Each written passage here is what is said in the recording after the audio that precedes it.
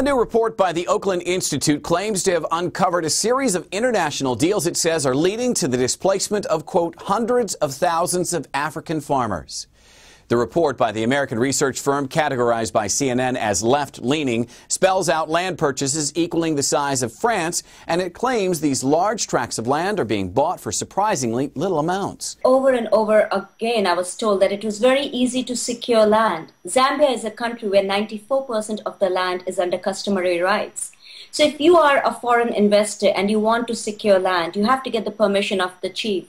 I was told you go with a bottle of Johnny Walker and you kneel down, you clap 3 times and make your offering of Johnny Walker whiskey. Liquor for land? According to a writer for CBS, there's a little more to it than that, but not much. While the report does not claim the deals break any laws per se, it does strongly insinuate the local population does not reap anything near the promised benefits. The deals often come with incentives for speculators ranging from unlimited water, oil, and timber rights to tax waivers. So who are these buyers? Harvard and other major American universities are working through British hedge funds and European financial speculators to buy or lease vast areas of African farmland. But Christian aid journalist Rachel Baird isn't surprised with the report. The Guardian published a letter by Baird saying, in many parts of the world, land grabbing is just all too easy. Investors are benefiting from the massive imbalance of power between themselves and families living in poverty in rural Africa, who often lack legal titles to the land on which they grow food, let alone the means to demand consultation or challenge their eviction.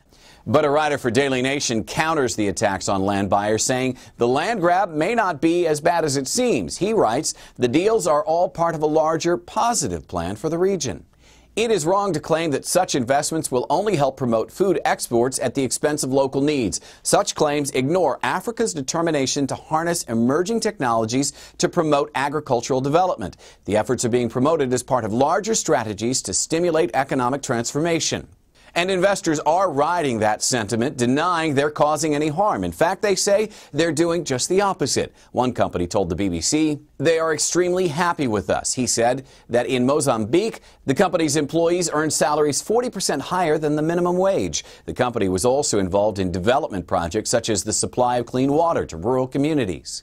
So, cheap land for clean water and better salaries, some call that a fair trade, but some African leaders suggest that trade will never happen.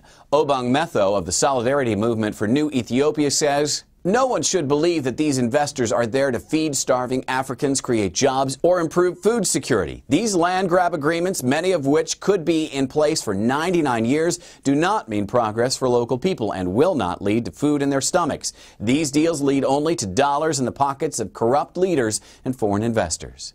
I'm Jim Fling for Newsy. Multiple sources, the real story.